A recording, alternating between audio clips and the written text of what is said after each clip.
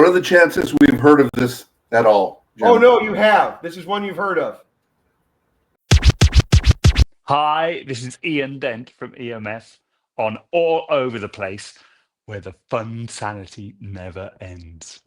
Hello and welcome back to All Over the Place. I am your host, Eric Portvoznik. Thanks so much for stopping by here, our little podcast. And one more time, folks, and you know what? One more time is going to include the guys because it's big news this week. Jim, Marty, hello. Hello. Hey. Saludios, my darlings, and a throwback here. Salute. To Whiskey Night.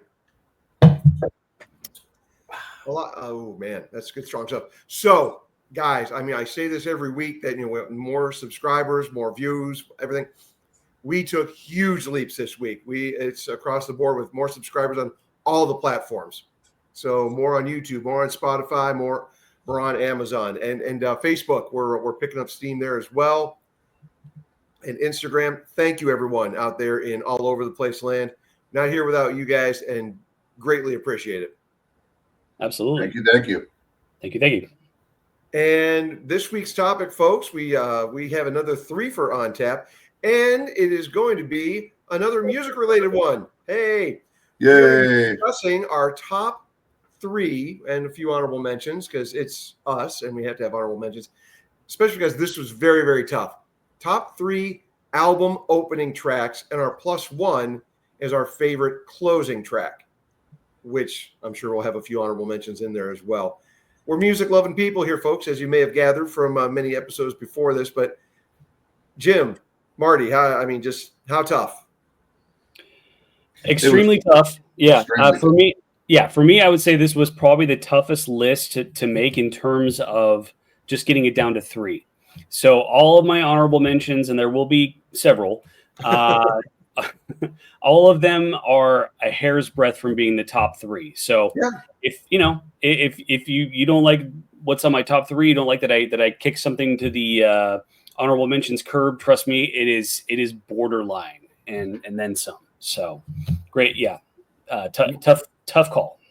Marty, I'm guessing the same thing. Yeah. I've got about 11 honorable mentions. I won't mention them all, but there's quite a few, and there was a big razor sharp decision for my number 3. It was very, very close. I know that Marty and I are both Van Halen. Matter of fact, I'm going to change it. So actually, we're all Van Halen fans. So and since they're one of my top 5 bands, I self-imposed something on me. None of my top 5 bands or acts are mentioned. They'll get mentioned. I'm just going to do they are the peak of my honorable mention. So I'll just rattle those off a little bit later. So in case we don't like stepping on each other's toes, inevitably it will happen. But although last show we didn't have any overlap last show, did we? I think that was a rare bird, but yes. Yeah. But this one I got a feeling. Hey, let's jump right in. And Marty, we're going to start off with you. All right. As you can see, I'm representing Iron Maiden here, and to the surprise of everyone, they're not going to be represented because it would have just been every track one from every album, and it would have been boring. So, plus there's so much good music, and I think I'm going to call my shot. We are not going to overlap on any of them. Ooh, it's a bold statement coming from Martin Zamora. I like it. Yep. There's a possibility on the +1, but I'm going to just call my shot. We won't overlap other than honorable mentions. Honorable mentions, we will. So coming in at number 3, or bronze or C or whatever we're on, is from Led Zeppelin 3, The Immigrant Song. Ooh. What a way to kick off your album. I mean, that song comes blasting at you from the very second it starts. And it, by the way, excuse my voice, and I may cough a bit. I'm coming back from something. But man, that song, I mean, what more could you want? There's Valhalla, Thor's running around. I mean, what a song, and I remember being a kid when I first discovered it. And I had no idea what they were talking about. I didn't know about any of that, Norse type stuff, and I really wasn't familiar with any of it until I got to maybe high school, and then I kind of realized what they were talking about. But man, just what a way to kick off a really great album. But man, I mean, they really knocked it out of the park with going with number one on that album, because boy, it just kicks you in the gut right from the start. And Love an it. album that is kind of antithetical to that pounding, very metal song. That's a fairly acoustic album. So that's a bold statement out of the gate. Yeah, amazing tune. I mean, it was the obvious choice to have during Thor kicking ass in Thor Ragnarok, but it fit perfectly. It was totally awesome to have it in there twice in the same movie, but I loved it. It was great. And yeah, fantastic song. I've always been a huge fan. And yeah, you gotta mention also the war cries at the beginning. Oh yeah. Just awesome. You start off your album with a guy just screaming. That's great. And by the way, the Ragnarok thing, I didn't know it was there. I knew a lot of people knew beforehand, but it just, when it started, I went, wow, that's perfect. Never even considered that it would be there, but love that. And since you're wearing your shirt, Marty, have you heard, I'm sure you have, Iron Maiden's cover of Immigrant Song? Oh yeah. Okay. Really good. But as much as I love Iron Maiden, I prefer the Zeppelin version. That's Robert Plant being Robert Plant, wailing, screaming, and just being, well, Robert Plant. All right, well, Jim, we're going to go over to you for your number 3. Okay, so for my number 3, this one really made my top 3 just because it's a personal favorite. Any of them, as I said, any of my honorable mentions could have taken this spot, but I just really love this song. 1 Week by Bare Naked Ladies off of the Stunt album. Just such a great way to kick off that album. Cool. Just an addictive song. So much fun. The lyrics go so quick that it's hard to follow, but it's just a kick to listen to, and kind of wickedly funny if you listen to it, and just a really fun, addictive song. So that's my number 3. Yeah, that's a great song, and one of my wife's favorites. She's about your age, Jim, and she loves the Bare Naked Ladies, just loves them. And I've heard that song a lot. Also gave birth to a great Weird Al spoof called Jerry Springer. Oh, did I steal it? Sorry, Eric. Oh, no. I was just about to say, we haven't mentioned Weird Al on the show in at least 3 weeks. So, it was bound to come up there between one of us. We don't want to lose the Weird Al fans, man. We got to. Well, it's impossible. With the accordion sitting next to me, we will never lose the Weird Al audience. Fair. Granted, he's lost me as an audience member for his upcoming show. The lowest price I could find for a seat, it's sold out, coming here to Phoenix. Lowest one, I think, was $375, and those were the shitty seats. You want to get something down in the orchestra, you're looking at $2,500 to $3,000. Holy crap. Guess who's going to be waiting for day of and just go down to the venue and say, hi, what extra ones you got from the kickback on the promoters? Wow. Yeah. I've gone to see him a couple of times. I don't remember the tickets being that relatively expensive for their time, but I haven't seen him for a while. Al's a commodity, and he's I can't remember the name of the tour. It's just like it's not like the kitchen sink, but he's mixing in some stuff that he hasn't played in years or has never played before. So it's kind of a new experience, or a mostly new experience. So like I said, day of show, I'll head down to see how much I got to fork out for the Al, so he can be my number 1 ahead of everybody 8 times to break out from Sammy Hagar and Mellencamp and Metallica. They're all tied at 7. So Weird Al will be number 8. Or 8th show, so he'll be number 1 by himself. Well, that is a shame to hear. I mean about the ticket price. Yeah. I'll give a shit how many times you've seen them. Which of the bands do you not like there, Marty? Mellencamp? There you go. We collectively weep for your pocketbook. Yeah, well, don't worry. I'm not paying more than $75 to $80. So that's the limit. Yep, fair enough. But speaking of Sammy Hagar, accidental segue, going to my number 3. I'm doing a little, it's a number 3 here because, album opening songs, Marty hit it on the head. This is the one that kicks you in the gut, announces here's your album, and before it gets to like the first 4 songs are kind of, like gives you a taste of everything that's going to be on the album. But the album opener, it's got to grab you, it's got to keep you there. And for me, I decided to go the route of the 2 most famous Van Halen singers and their respective album opening songs from the first song after they left Van Halen. And Wow. Sammy Hagar off of the Marching to Mars album, Little White Lie. And this was a song that apparently had been creeping around while he was still with Van Halen. And then he caught wind of Eddie and Al talking trash about him on MTV. So he's like, I think I'm going to keep this for myself, alter a couple of lyrics. And he, a cute little music video, including the graphic that you'll be seeing on all of the YouTube clip reels of a monkey, a chimpanzee playing a guitar and smoking a cigarette, and his big FU to Mr. EVH.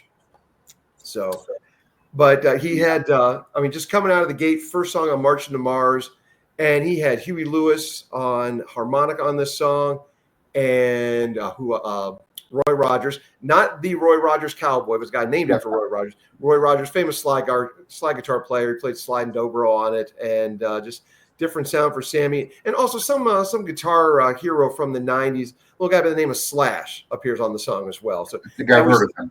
Yeah, Sammy announcing right there to his old bandmates, and also saying to his old bandmates, David Lee Roth on the Eat 'Em and Smile album, the first track on that one, Yankee Rose, and right to lead the song off with that big burst, and then Dave talking back and forth to Steve Vai on the guitar, and announcing, "Hey, Yeah, that was very cool. I was in a band that had 3 damn good musicians.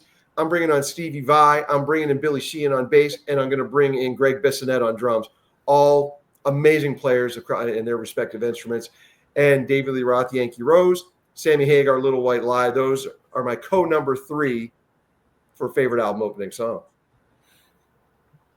Well, I think that was very nice of you to just slip in a 4th one there.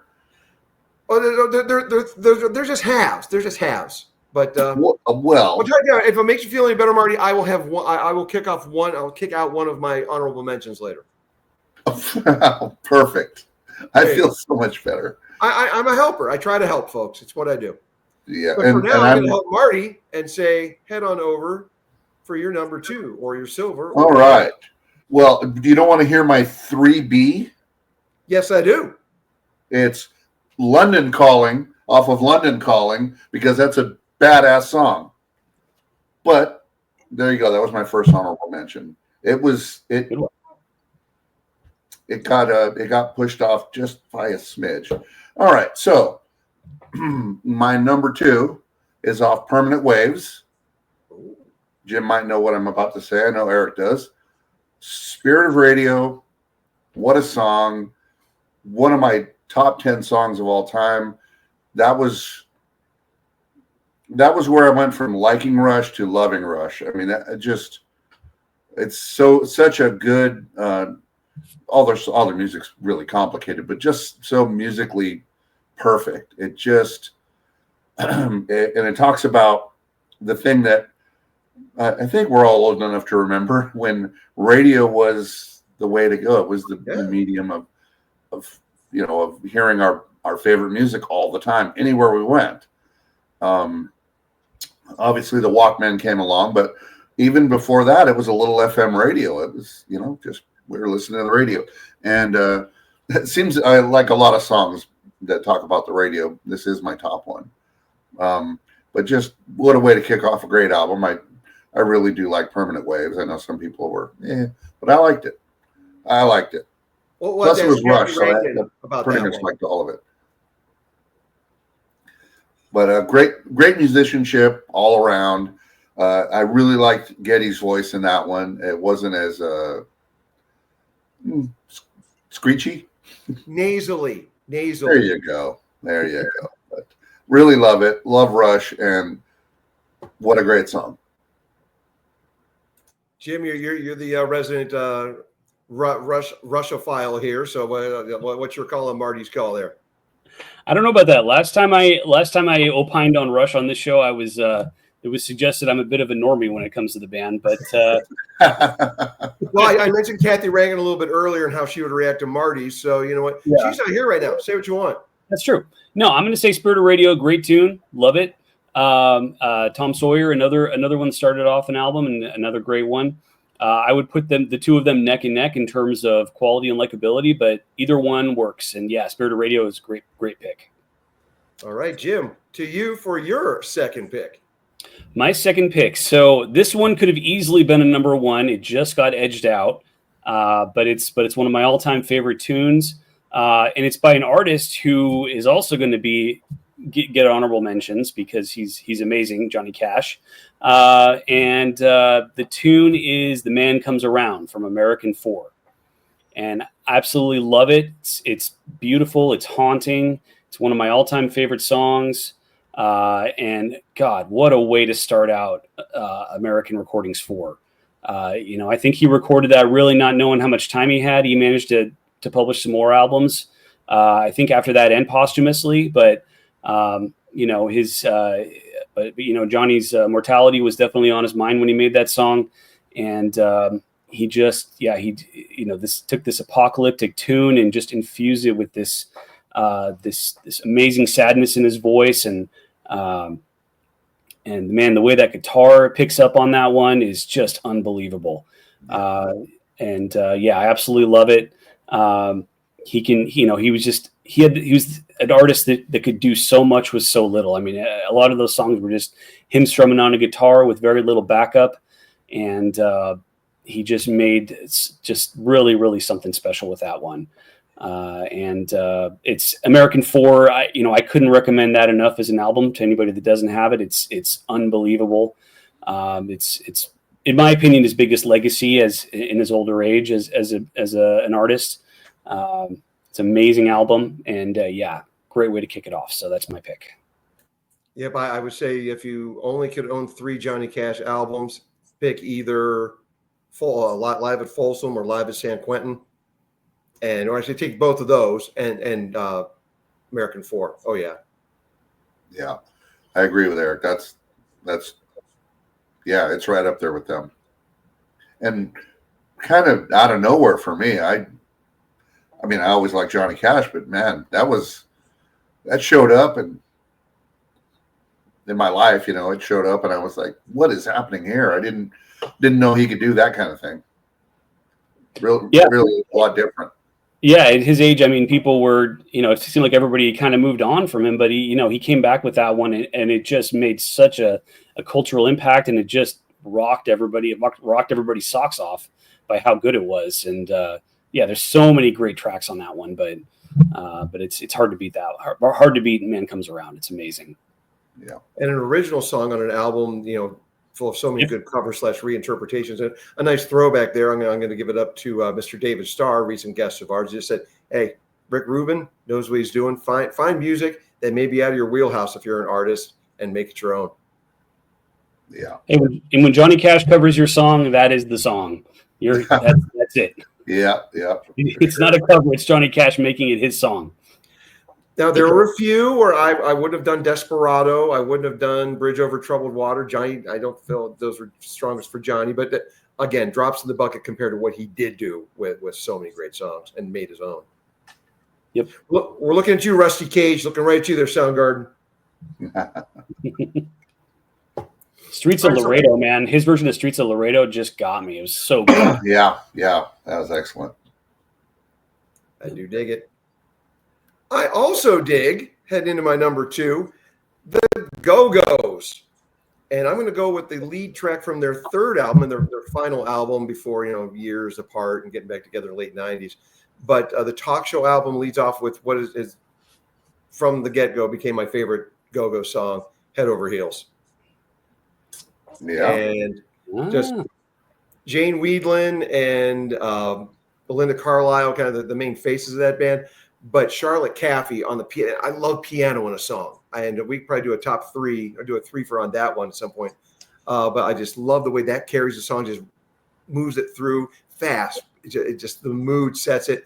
Gina Shock on the drums and Kathy Valentine on that bass breakdown, and just an amazing song, and just way to kick off an album that was they were hoping to rebound because Beauty and the Beat did so well as their debut album. Vacation didn't sell as much, and Talk Show, I'm not sure if it sold more, but ironically didn't chart as high either. But that's through no fault of Head Over Heels, which, to my knowledge, is one of the few, if only, songs from that album that Belinda Carlisle and the band, when they're together, that they play from that album still. So A+, kicking off the Go-Go's Talk Show. Yeah, I'm surprised every time you bring up the Go-Go's. I'm really surprised because when you talk about them, I'm like, wow, they are pretty good. They were always, for me, they were seen as soft, and especially when We Got the Beat come out, I was in the middle of listening to some pretty hard stuff, and it seemed very weak to me. And listening to you talk about it, I remember all the music, and it was good. It was good music. It was a pop, and it was a little bit of a new wave edge to it, but very, very good. Every time you bring them up, I remember that they are indeed good. Marty, how long have you known me? I don't know. I don't listen to shitty music. Well, according to me.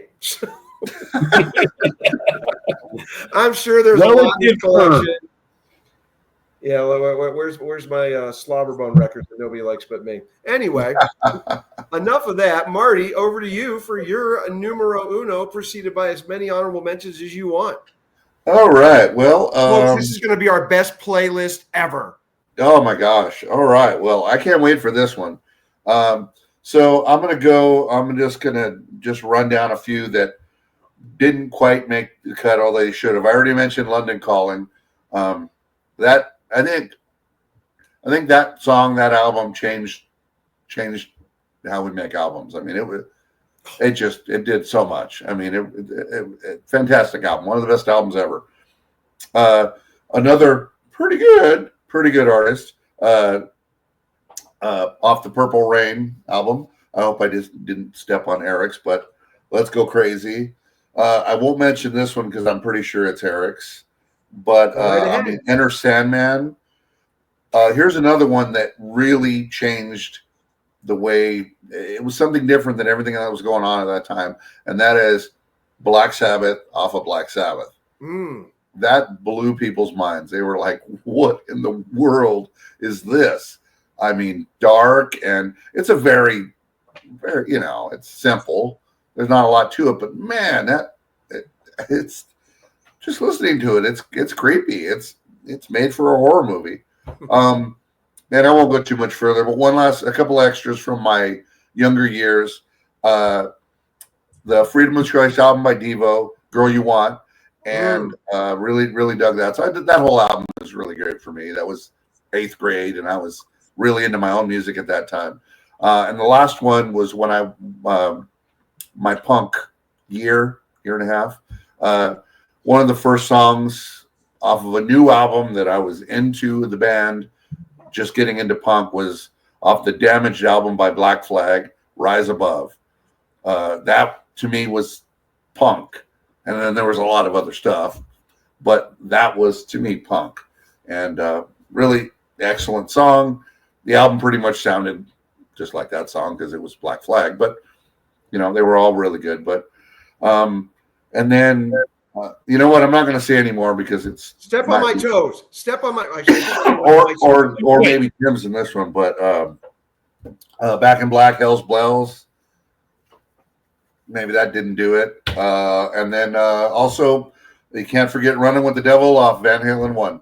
All right, that's enough. You guys probably have more. So I'm going to go with To the Surprise of No One and Right on Cue.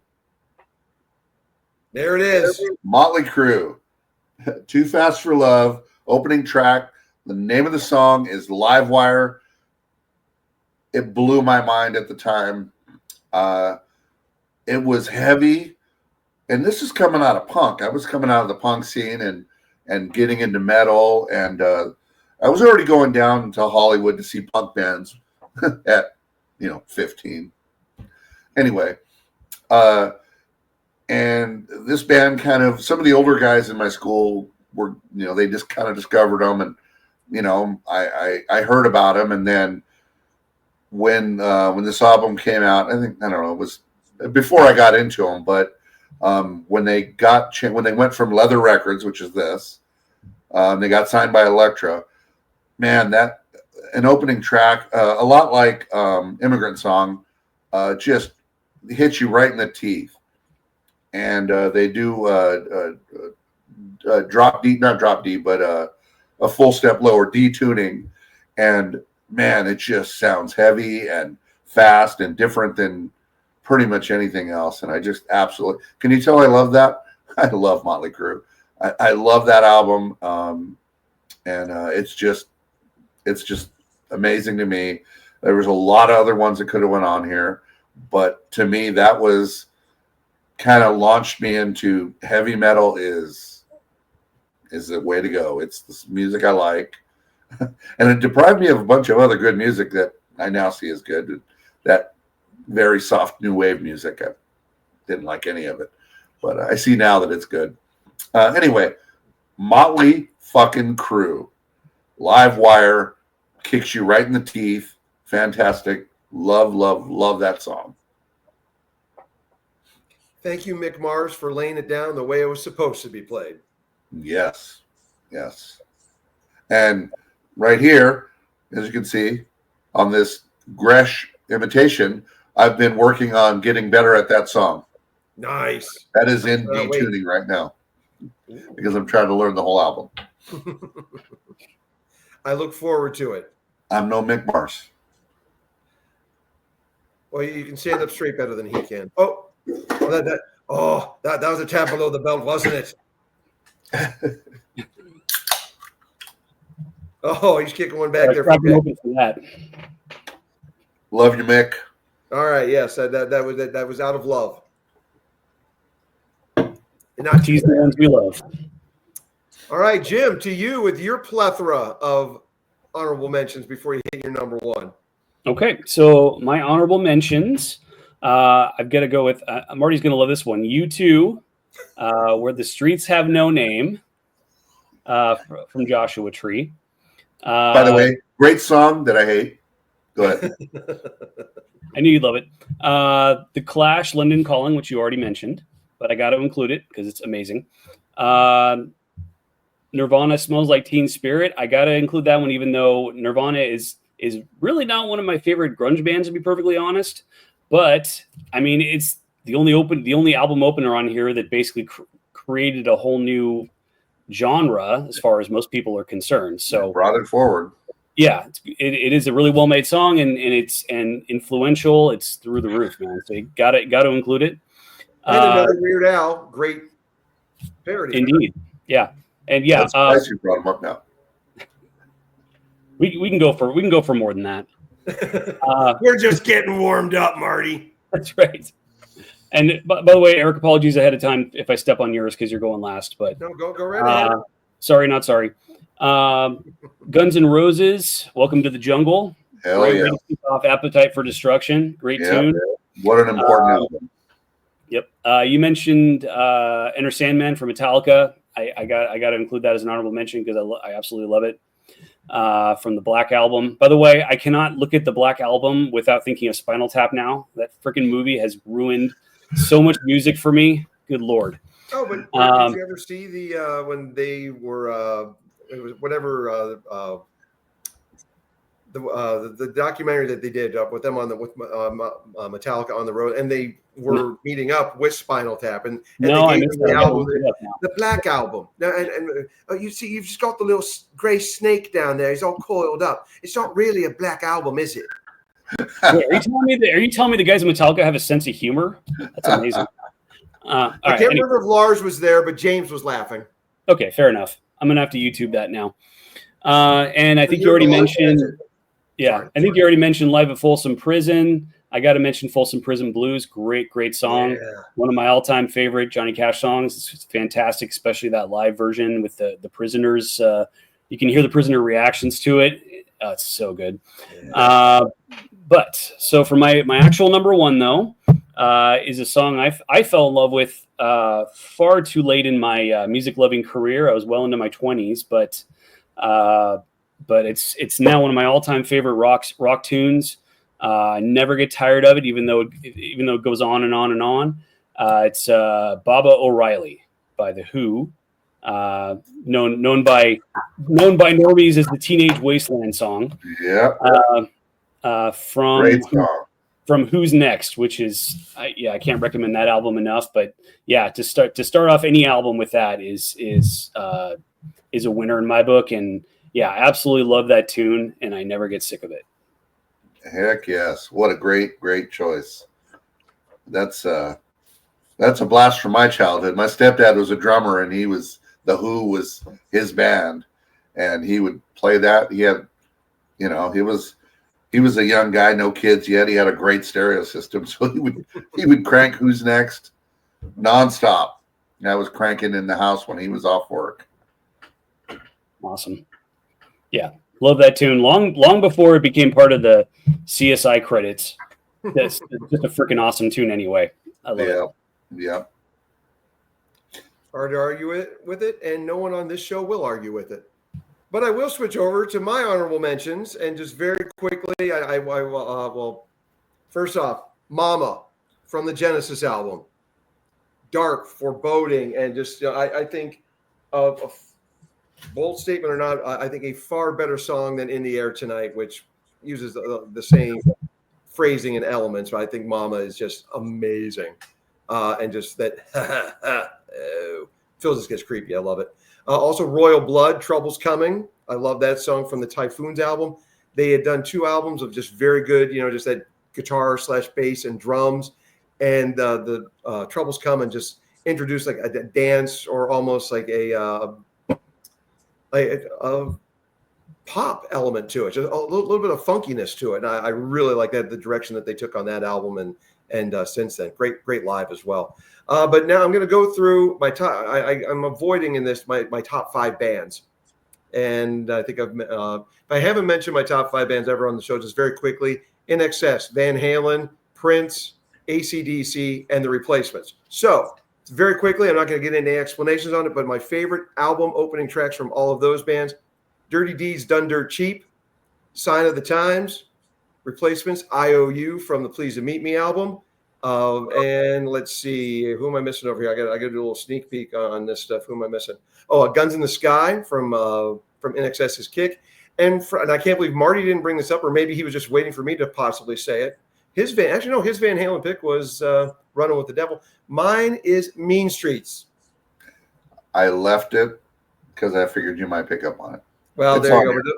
Those are my 5 favorite from my top 5 bands. But my number 1 is going to be... By the way, Mean Streets off Fair Warning. Fair Warning, that is correct, yes. I whipped that out. Excuse me while I whip that album out, but it's buried over on the left there. My number 1 is from a band that was one of my first favorite bands, and that's The Doors. But it's... my dad did not have this album. This was the first album that I got on my own. Hadn't heard the song. I had heard Riders on the Storm and the title track, LA Woman. But until I got the LA Woman album, I'd never heard the Changeling before.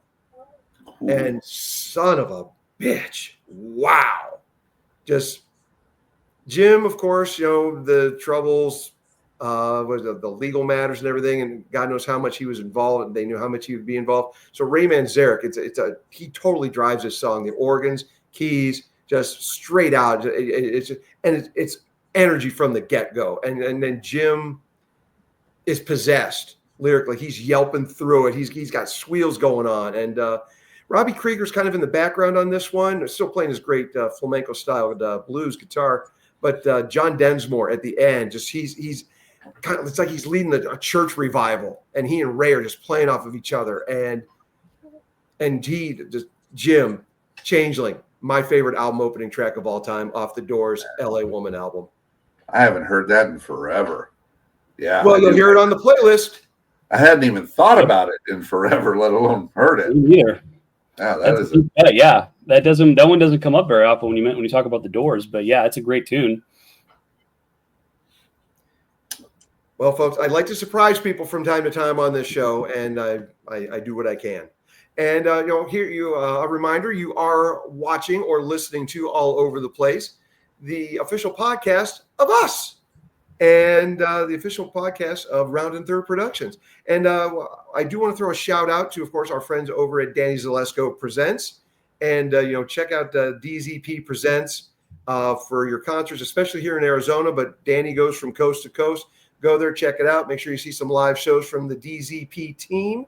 And also be checking out the fine folks over at Vinyl Record Dude.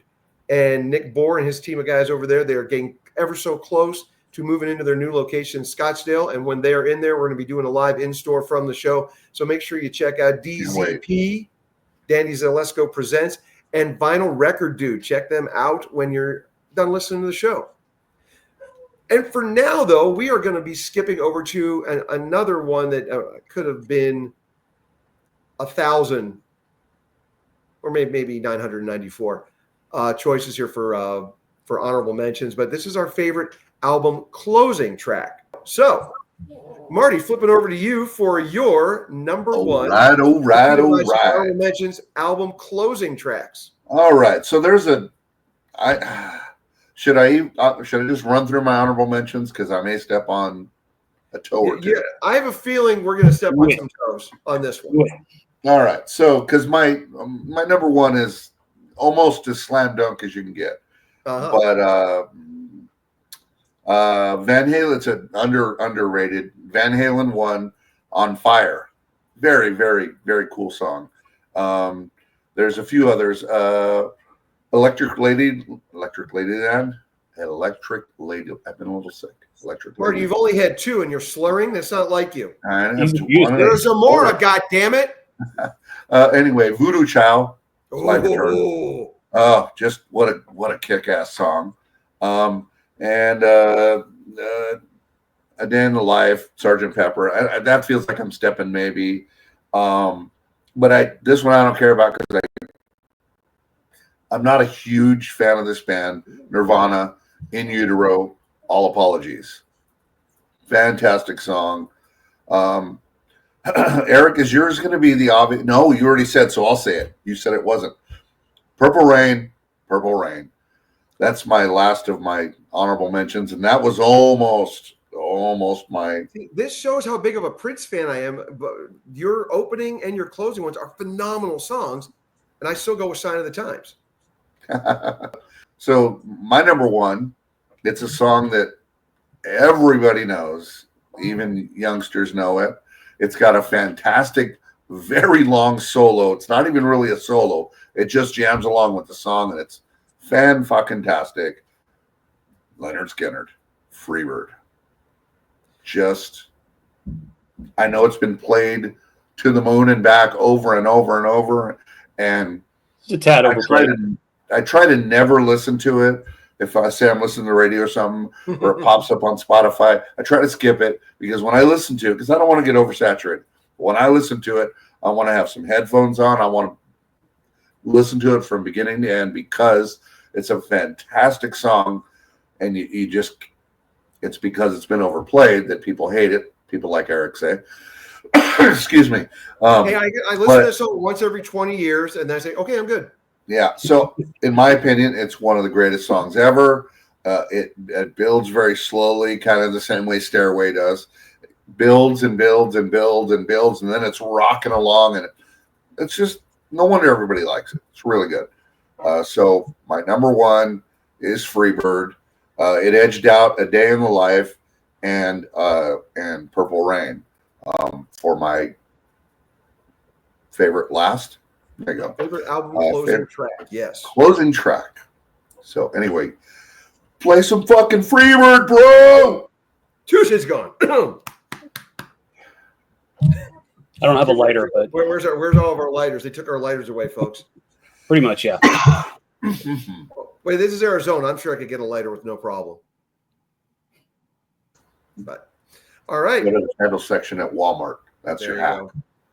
All right, well, Jim, we're going to skip it over to you for your honorable mentions and number one album closing track.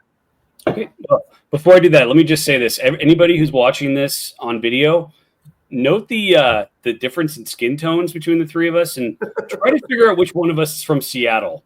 Tough call, I know. But okay, that said, Well, I could compete with that, folks. But oh yeah, I could. Never mind. Shut up. I couldn't. Down with the brown.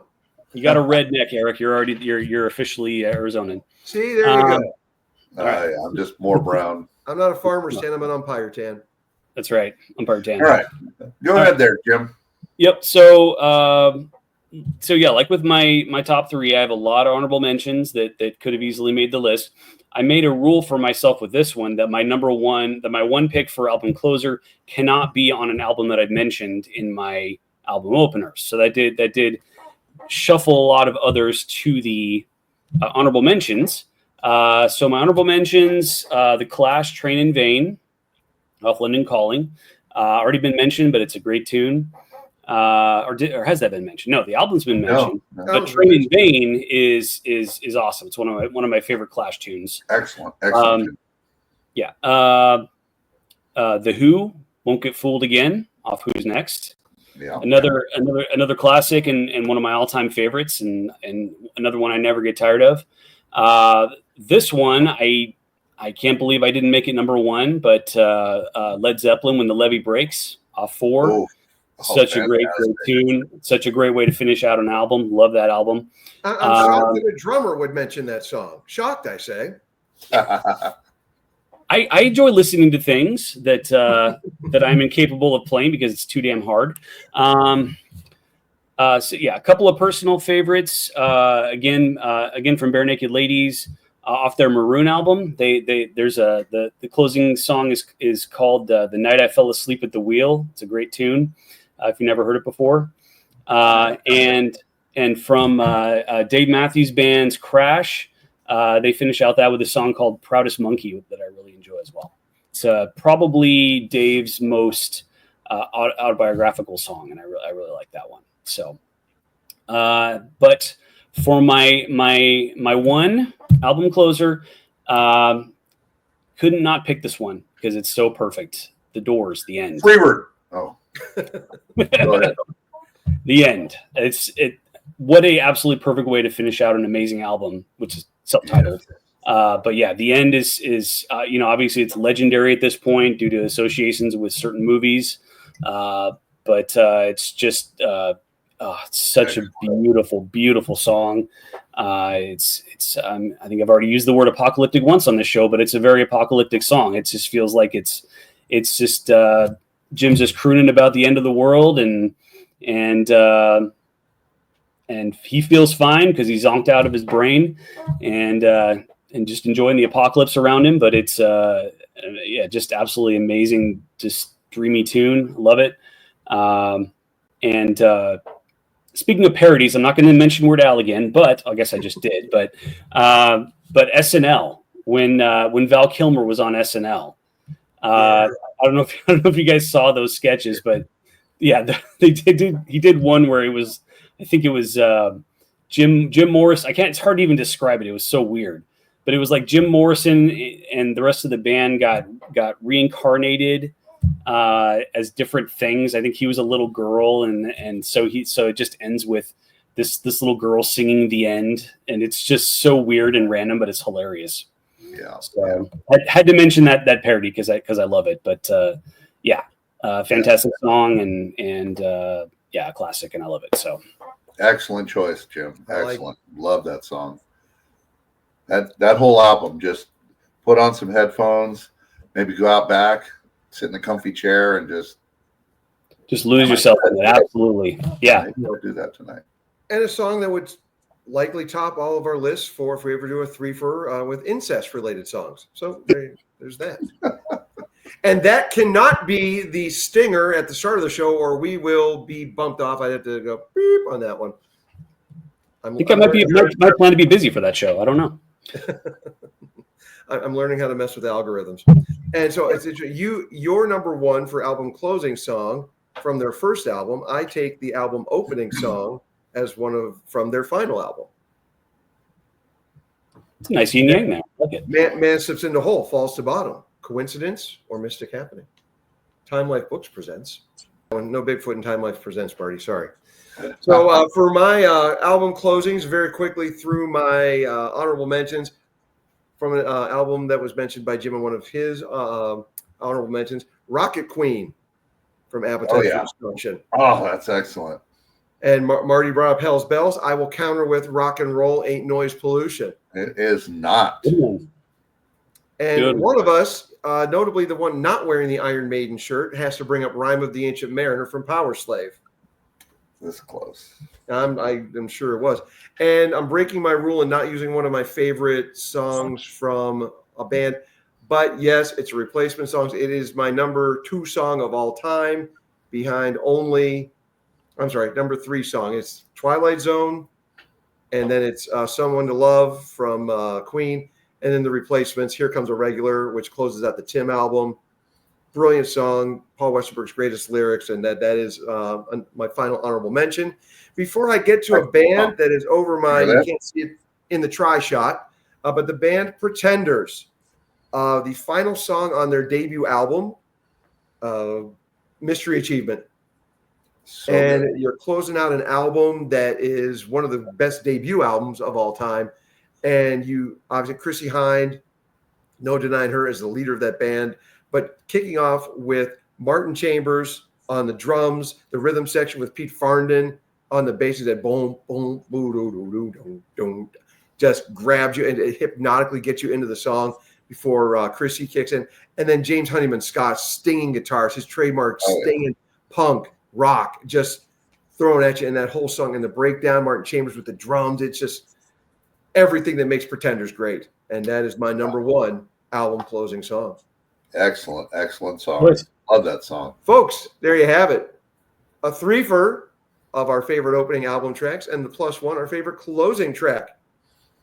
Definitely my hardest to date to narrow it down. I could have done a whole threefer about just closers, honestly. We could have done a whole episode about that. That was a tough list to make, but a lot of fun though.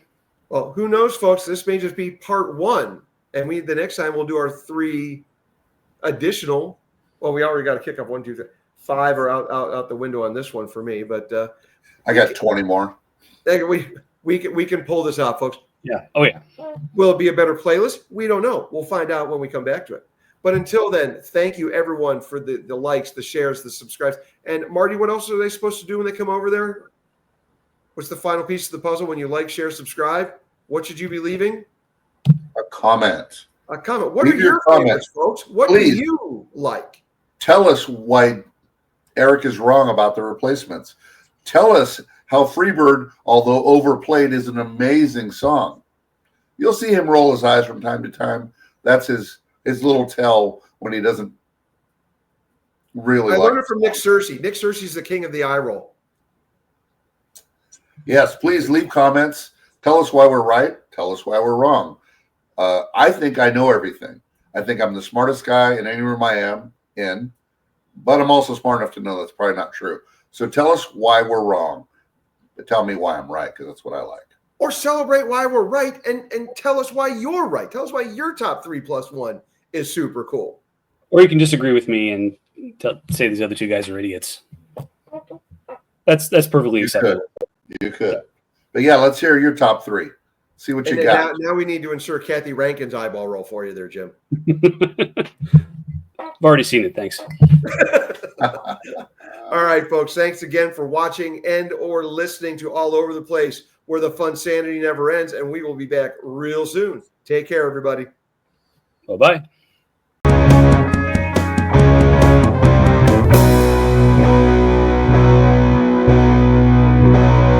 All Over the Place, where the fun sanity never ends.